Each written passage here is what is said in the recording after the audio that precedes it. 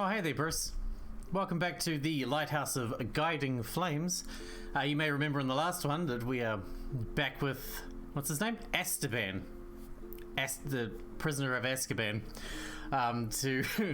Because, you know, we were dying or whatever. We began getting a whole bunch of choices in the last episode, so I'm imagining that's going to continue.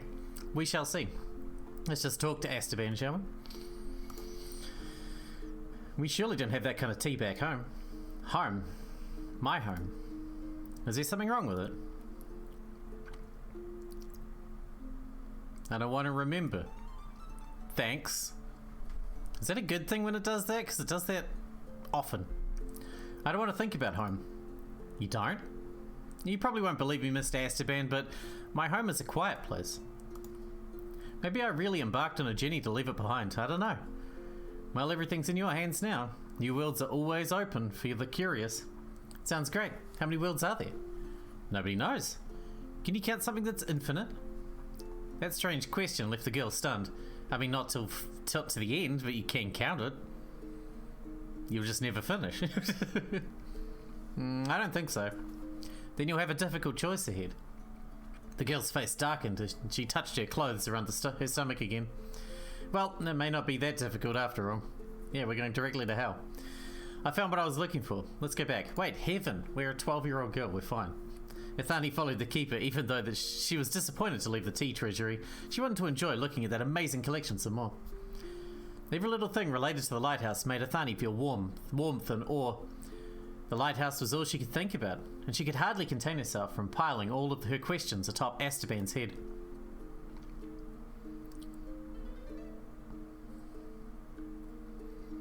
Here, take this. Some cherry-flavoured tea with the notes of travels, spice and sunlight shining through greenery. The girl got dizzy. She wanted to take off and go on a journey, to sleep in the forest under the starry sky, to meet new people, to mark new cities on the map and try unknown food. She wanted to feel the pleasant fatigue in her legs, to have a tasty dinner after the long road and listen to unbelievably funny stories from her companions. To get warm and cozy before a fireplace when it gets cold, and to splash in a cool river when it gets hot. It's so wonderful. I see you're quite happy. If I set out on a journey, will I be able to drink tea this good? But I want to try your other brands. The girl felt her head boil. That sounds painful. Esteban laughed in reply. Don't worry, you'll encounter so many amazing things during your travels that my tea will seem dull and ordinary compared to them. Well, I don't have first-hand knowledge on that matter, but I was told that before. If I venture into new worlds, I'll find the best tea brands for you. I'll surely be waiting with anticipation. Ethani couldn't understand why she was so happy. She wasn't going to travel anytime soon, but she felt like she was about to pack her bags, bid farewell to the keeper, and let the boat carry her away wherever the sea pleases. What a wonderful idea that was, to forget about everything and start over in a new, unknown world. The girl felt weight lifted from her shoulders, but she immediately stopped herself. Could she really abandon her family and home? Ethani hated how hesitant she was, but she couldn't do anything about it. That's how Ethani became a tenant of the lighthouse. Esteban didn't pry, and Ethani was thankful for that. Someday she'll understand what to do next, but not today. What day are we on now? Day 7. I mean, good times ahead, right? For now. For now, at least. Life had a steady flow at the lighthouse. Ethani learned a lot of new things. Esteban explained to her why he's wearing a mask, for example. He said that a lot of different seafarers visit the lighthouse, and he doesn't want to scare those of them whose looks are not similar to his. Ethani had trouble imagining creatures with 7 heads and 5 legs, but why not? If there existed a lighthouse in frozen time, then creatures completely unlike the girl could also exist somewhere, and they may consider her looks scary or repulsive. She would rather wear a mask so as to not scare anyone. And then Esteban showed Ethani the source of Lighthouse's life, the lamp that was situated on the upper floor. Oh, I'm so nervous. Don't worry, just don't forget to protect your eyes. The lamp attacks strangers and feeds on their eyes? No. Turned out the lamp's fire was so bright it could damage your eyesight. That's why Ethani had to rub special ointment into her eyelids. But she couldn't stay too near it for too long, even when protected by the ointment. The lamp's light was supposed to reach any and all lost seafarers, hence it must be really bright. I see. Yeah man, if it can go anywhere to multiple worlds. Esteban also explained that the fire is kept alive by the sailors' feelings, their hopes, their determination, their thirst for action and great deeds, all of the shining emotions that make the hearts of travellers pound. Can the flames do anything other than that swirl in the lamp? Sometimes they escape. They must be bored. Oh, in that case, why don't we entertain them? Entertain them? But how? The keeper didn't reply, but smiled mysteriously. Should we tell them a joke? Dance for them? Oh, Mr. Esteban, the last time I tried to dance, my brother had to get the village doctor. No, let's refrain from dancing. Yeah, it sounds dangerous. Whew. Concentration. Concentrate and think about travelling. Piece of cake. Great. Get a good feeling for the emotions that fill you. What do you want? What are you afraid of? What are you nervous about? What's on your heart right now? Imagine your feelings taking shape. Sure. Can you do it? Yeah, I do feel something. Did you feel the same when departing on your journey? The moment you left home? When I departed on my journey, I felt...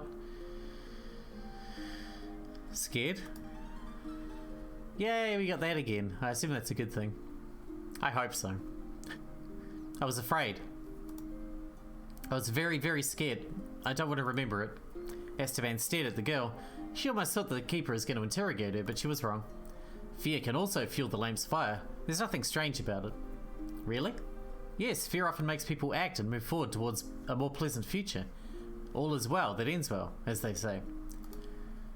Maybe the fire can help you explore the roots of your fear, or it may show you your hidden desires. Wow. Fear muddies your mind. That's why it's very important to understand your own feelings. Is that why I ended up at the lighthouse? To reach understanding? Yes. Now look. Esteban slightly opened the lamp's door. Little balls of light rushed towards freedom as if on command, jumping over each other and waltzing through the air. Ooh. They circled around Ethani, sometimes touching her cheeks and arms, and then flew up to the ceiling. Where are they going? They looked into your heart and are ready to show you what hopes you're hiding there. They won't show anything weird, right? Weird? What if I dream about a three-headed fish that lays golden caviar? I don't think so. At least I've never seen flames show that. They look very energetic. That means they took a liking to your dreams. In the meantime, the flames stopped moving and formed a picture glowing with warm light. Ethani saw a beautiful ship with its sails up. Great, it's not a fish. Well, here's your wish. A ship? But it's my brother who dreams of a ship. Don't take what you saw literally. I think the ship symbolizes your thirst for traveling. Wow. Ethani had a positive outlook on traveling. She especially liked adventuring in fairy tale-like journeys. Your heart is longing for the endless sea. I think you're right. Then did you embark on your journey to feel the taste of adventure? I'm not sure, but now I definitely agree to sail away on a giant ship very far away, to new worlds and lands completely unknown to me. Aren't you afraid? I'm more afraid to come back home. I see. But I'm not completely certain. What if I should fight my fears? I still bear responsibility. You want to get rid of? Would anyone agree to die? I doubt it. And going on an adventure is another thing entirely. It's freedom. I think you're on the right track. And what if I'm wrong? The lighthouse will help you realize your true feelings. Ethani raised her eyes toward the ceiling, where the beautiful ship was glowing. Was her heart really asking for adventure? Did she dream of running away from her village? Perhaps. Ethani was too afraid to accept the truth, but she liked the glowing ship so much that she just couldn't get it out of her head. Maybe she was clutching to her dream. That's how Ethani had learned a lot about the lamp. The flames warmed her, wounded heart a bit. Oh, we're on to a new day again already. We're hauling ass now. Hauling ass. Ethani got used to the unchanging weather on the gloomy grey coast. That's why she was very surprised when it started raining. We've only been here like 3 days. It's raining, Mr. Esteban. Oh? That means we're expecting a guest. A guest? The girl had never met any seafarers from other worlds. She started running around the room, filled to the brim with joy and fear. Ethani gathered her courage and imagined her meeting a 7-headed monstrosity. But the guest turned out to be an ordinary young man whose only problem was navigating. Despite the guest being an experienced merchant, he would always stray from the course and wander the seas until he stumbled upon the saving light of the lighthouse. Can you pick up the new tea brands? Unlike the friendly Esteban, Kima was curt and somewhat gloomy. Much appreciated. Do you trade with the Lighthouse? I don't, I pay tribute. Esteban sighed and shook his head. Kima feels bad about letting his precious cargo go, but it's more of a joke, to be honest. Oh. Merchants give some of their goods to charity, supporting the keepers, so they won't die of boredom on their sad lighthouses. Well, there are keepers who go mad, but I'm still far from that state. Kima's lips twisted. Living off drinking tea is madness, though. You with him in this? A victim of tea ceremonies?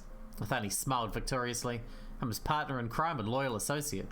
Kima slowly closed his eyes, showing utmost despair. Well, I have to bring double the goods. Don't worry, Ethani's just a temporary guest at the Lighthouse. She'll move on once she decides where to go. Is that so? Well, then my trade won't suffer from this.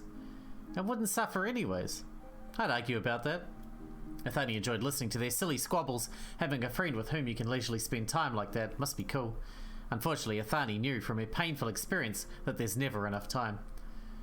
I have to go. Already? My business is waiting. I promised to deliver the goods on time. What a presumptuous promise. I do my best. Ethani, what's wrong? Ethani tried to put a smile back in her face so she won't disappoint the keeper, but she couldn't. You don't believe promises? Do you want to look at my ship? Your ship? All the merchants have their giant ships with crew and all. Ethani heard similar explanations from her brother all the time. Great, merchants on beautiful ships visit our island from time to time. Memories of her home made the girl stop mid-sentence and her face darkened. My ship is special. Really? Do you think I'm lying? Oh, sorry. You can try looking at it. Try looking? Ethani wasn't sure what he meant. I want to look. Do it. Show me the ship, douchebag. I want to see it. Let's go then. Ethani felt the keeper's intent gaze with her back, but when she turned around, he just smiled at her. It's going to be alright. Ethani and Kima reached the coast. The girl was afraid of getting wet in the rain, but raindrops simply avoided her. This rain was just a mirage that Kima brought with him from his homeworld. So? Ethani strained her eyes so hard they hurt. I don't see it. Is it hiding? No, it's not the case. What makes a ship sail? Ethani tried to remember her brother's long lectures on seafaring. Well, the winds, the currents, the oars. You're right, but that's not all. My ship moves forward thanks to faith. Faith? In what? In the fact my goods will reach the people who need them. They're waiting for the ship to arrive in their port. They wait until the end because sometimes it's only thanks to us merchants that they can survive and feed their families. Ethani thought this was surely the longest sentence she heard from Kima during his stay at the Lighthouse. But just faith should not be enough. You can always make a promise, and then you won't be able to deliver the goods. If you get caught in a storm or something. Right, anything can happen. But I'll do all I can, as long as someone has faith in me. It's sometimes very hard to keep your promises, and sometimes you're much better off not promising anything. But it's much worse to lose faith completely, because your ship won't be able to move without it. Ethani got lost in thought. Her heart broke when a close person promised to grant her wish, and then backed off as soon as they faced an obstacle. Ethani became disillusioned about promises and people who are eager to make them. But after Kima's words, she imagined courageous seafarers who fight their way through storms, wander the endless seas and endure hardships just to make sure their goods reach the people who believe in them. Brave, good people. But they also break their promises from time to time. Life is not that simple. I want to be able to believe again. Oh, do you? I do, but I don't know how. I was betrayed. My heart was broken. I don't know what to do anymore. Kima did not reply, as if he was trying to pick his words better. I can't force you to believe again. Alright. I'll grant you any wish. What? I promise I'll make whatever you ask of me come true. Tears welled up in the girl's eyes. She was afraid to speak, but Kima was drilling her with his eyes, lying in wait. Okay, I want you to... What did she really want? Fix the hole in my stomach? Show me your ship. I want to see your ship. Kima nodded without a shadow of a doubt. Understood. Now close your eyes. Come on, just do it. Okay. The girl closed her eyes without arguing. Her heart was jumping out of her chest from anxiousness. When you open your eyes, you'll see my ship. Really? Just like that? Sure. Come on, Ethani. Take a look. The girl had opened her eyelids. In front of her stood Kima, and behind him, as far as the eye could see, sprawled the dark grey sea. But I don't see it. Oh, you do. You just haven't opened your eyes yet. But do you think I'm lying? What do you mean? I wouldn't be able to carry goods or be called a merchant without a ship. Then it definitely exists. And not once have you doubted its existence, nor the fact that I'm a merchant. Yes, I believe you. The ship is there, and you believe it. See? It doesn't matter whether your eyes can perceive it or not. Your vision can always fool you. The shore can always hide itself in the fog, and your path may slip from your vision, but deep in your heart, you know that the ship exists. That there's always a shore, and a road to walk ahead of you. There's your answer. It doesn't matter whether I see it or not. Right, you see it with your heart, and that's what's most important. I see it with my heart. You're right, Mr. Kima. Yes, there are promises that can never be fulfilled. Yes, a lot of people don't take their promises seriously. But as long as you have faith, as long as you believe, your ship will ride the waves towards new lands. I think I see it. Just a silhouette, but it's there. Hey, you smiled just now.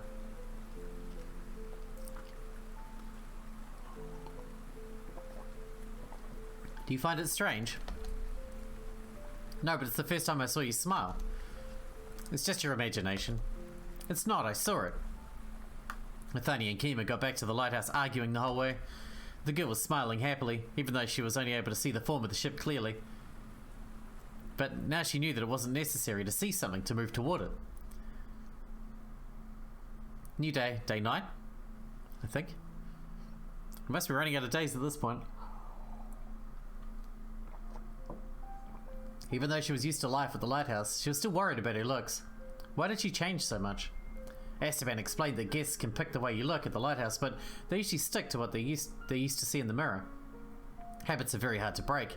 It all depended on the feelings of the seafarer. Ethani was afraid. When Esteban asked her about the stomach wound, the girl didn't want it to bother the keeper and was scared to remember the ritual. He told her that there are many ways to stop the pain. Ethani couldn't say anything in reply. The pain squeezing the girl's heart made the wound bleed and stopped it from closing. If Ethani left everything the way it was, would she recover? She thought and thought, but couldn't understand what choice would bring her less suffering. Ethani decided to distract herself from the heavy thoughts and turned her eyes toward the forest. Is everything okay? I'm curious, how big is this forest? What's behind it? On my island, if I follow a trail through the forest, would I end up on the other coast? Not particularly interesting. Does your forest lead somewhere? No, this forest has no end. You won't get anywhere. Even if you walked for a day, and a month, and a year for that matter. If you turned around, you'll reach the shore again. I see. It's kind of sad. Seafarers won't find any answers in the middle of the forest, so it's pretty useless for them. Then why do you need it? It's an interesting question. Sometimes... Oh, would you look at that? What a coincidence. You're quite lucky, Ethani. Ethani could not consider herself lucky in any capacity, but she was intrigued by the keeper's words. Look. The girl strained her eyes, looking at the forest, trying not to miss the slightest movement. It wasn't hard, because the whole forest was still, as if it was a theatrical set. Look closely. I'm looking. More like my life depends on it. Esteban shuddered and waved his hands. Don't worry, your life is not in danger. I'm joking. Ah, is that so? Still no sense of humour, Esteban? Ethani almost jumped from hearing an unfamiliar voice. She got distracted by talking to the keeper and missed the moment when a strange-looking person walked out of the forest. However, what the girl found even more strange was not the stranger's looks, but the fact that she couldn't see any trail that connected the forest and the shore. Hey, strange person greeted Esteban and then looked at Ethani. And this is... I'm not his daughter. Well, that's quite obvious, young lady. You're too lively and look, you're covered in blood. Esteban has tea flowing through his veins instead of blood. Ethani had no idea how to react to the stranger's straightforwardness. She was so shocked she stopped deciphering their words and went back to studying the rude stranger's looks. Their eyes immediately grabbed her attention, wonderful blue colour with little flames drowned on them. Those flames vaguely reminded Ethani of something, but she couldn't grasp what it was exactly. Ethani is a guest here. I can see that. Yo, girly. Hello. Don't you get bored here? Well, those lighthouses are dead ends, I tell you. Dead ends? No, I'm quite happy here. Life at the lighthouse is wonderful, and Mr. Esteban is very kind. And I can live here for a while. And the tea is so tasty, and the lamp flames are so beautiful, and Mr. Kima... Wait, hold on a minute. My ears can't take this. And who are you, a guest? Oh no, I'm no guest. Seafarers are called that for a reason. You see, they come from the sea, and I just walked out of the forest. Then you must be a mystical woodsman. You help lost travelers find the right trail. Esteban, what is this clearly gifted youngling talking about? She must be joking. Ah, right, humour. I'm no woodsman as well. Araki is a keeper, just like me. A keeper? Well, yeah, kind of. And where's your lighthouse?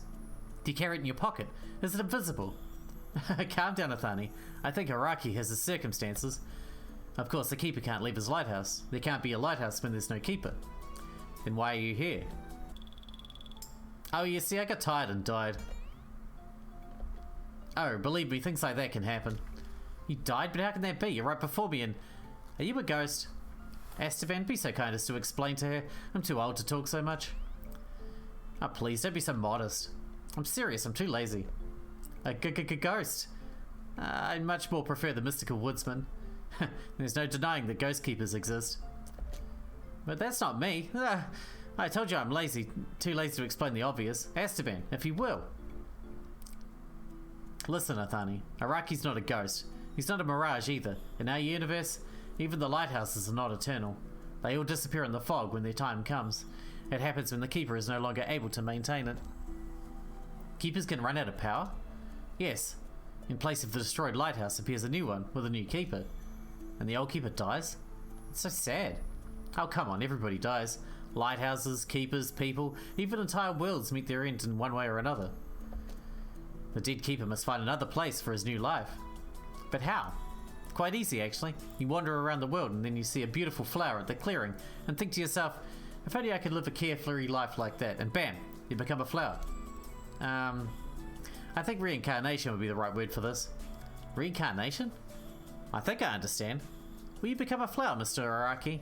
No way, I'll pick something better. Then you're in the middle of searching right now? More or less. Sometimes I visit other keepers. I don't quite get it. What do you mean? If the keepers can't leave their lighthouses, how do you two know each other? You wouldn't have the opportunity to meet and get acquainted.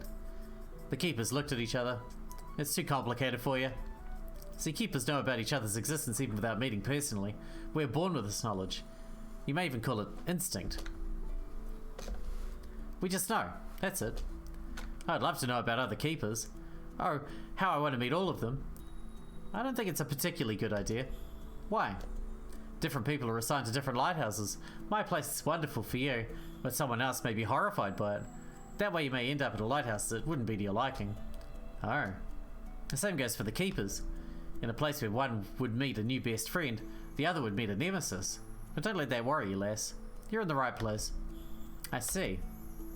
Ethani couldn't argue with Araki's last statement because everything at Esteban's lighthouse amazed her and brought her peace. Esteban turned towards Araki.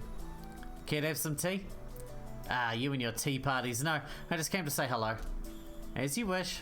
On the other hand, sharp blue eyes pierced through Ethani. Considering the circumstances, I'm here for one more reason. That's right, you should talk. Ethani, please take a walk at the coast with Araki, and I'll go back to the lighthouse. See you, Araki, and don't go overboard, okay? Oh, we'll see about that. Esteban patted Ethani on the shoulder to cheer her up, and then left her one-on-one with her new friend.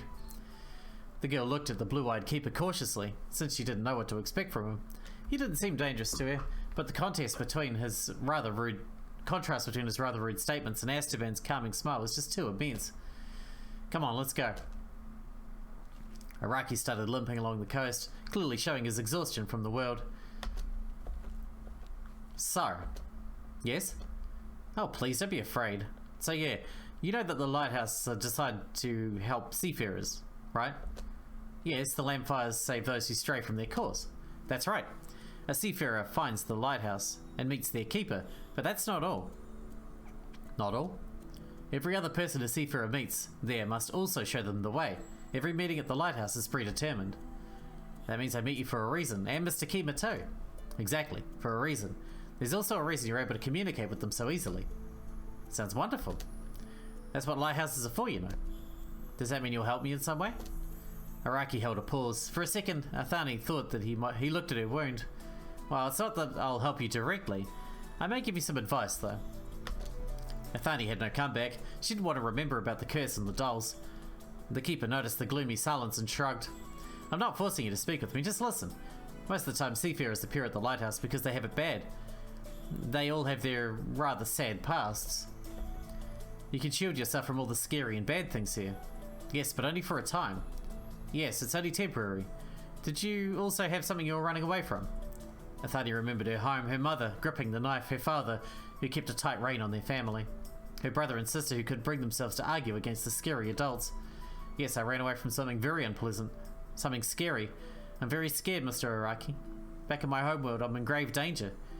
I don't know what to do. I see. So you're afraid? Yes. I instilled fear in a lot of people too. You? And who? Seafarers that visit your lighthouse? Yes. They were all in dire need of a little scare. And I just tried to kill them, that's all. You... what? The girl's eyes went wide. She thought she misheard the keeper. I tried to kill them. My lighthouse is quite the place, I tell you. Some people need a bit of a shake-up to feel alive again. That's why I granted my guests a sense of danger. Ethani was still in a state of severe shock. That's why Esteban was quite right when he said that you wouldn't like meeting certain keepers. Some people really need to experience danger to feel happy. I didn't say a word about them being happy.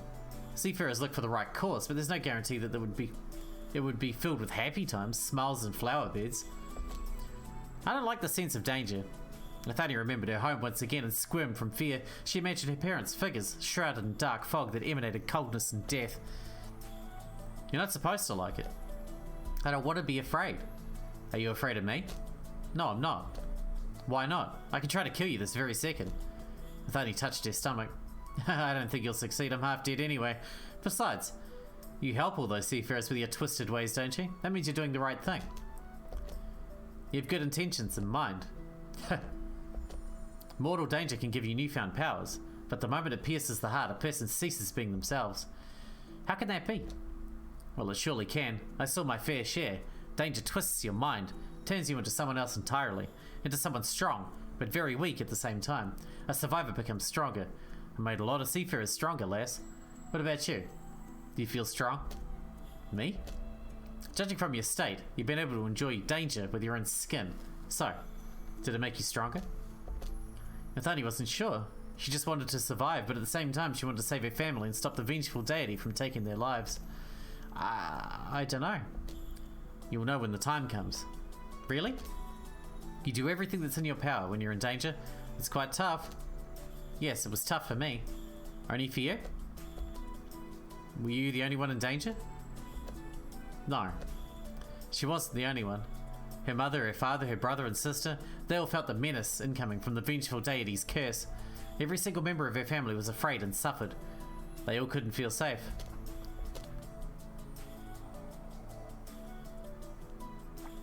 Listen to me, lass. The keeper pressed a finger into Ethani's forehead. There's no knowing how a person who's in grave danger would react. They can run in circles, screaming, or they can defend themselves with newfound powers they had no idea of. Danger can give or take away courage. It exists in duality, and not everyone can face it. But let me tell you this. There's no one stronger than a person who fights danger for the sake of their loved ones. And the last thing I want to add here, it's tough to be in danger, true, but threatening someone isn't easy either. Not easy? One may wonder what Ethani's mum thought readying to strike her own daughter with a knife. What thoughts tormented her dad when he felt the danger that hung over his entire family? How helpless did they feel, sacrificing a dear family member to save the other children? They said they had no choice over and over, that it was their duty to defend the remaining two children. How tough was it for them to say those words? Or were they just looking for an excuse to save their own skin? They're my parents. What is it? Were they scared of the danger? Did they fight it? Did they show courage in the face of it, gathering all their might, sentencing Ethani to death? The girl knew nothing about her parents' feelings. She didn't know what they thought when faced by danger, hanging over their family. My parents fulfilled their duty? Why is that red this time?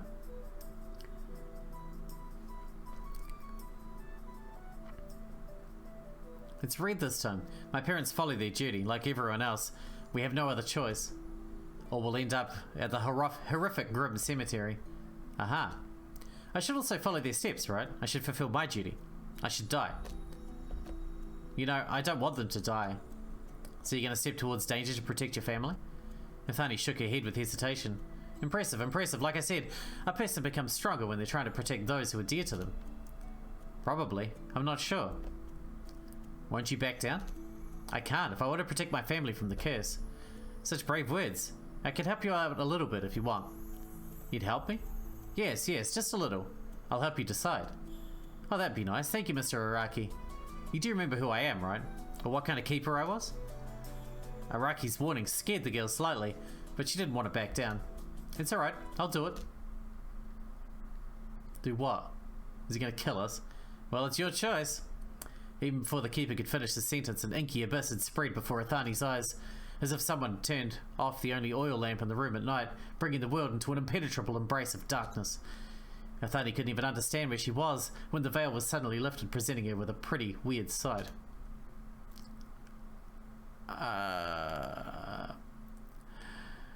Ethani's family stood before her. Okay, we need to wrap this one up because we're out of time for today, but I think shit's about to get real. Oh, man.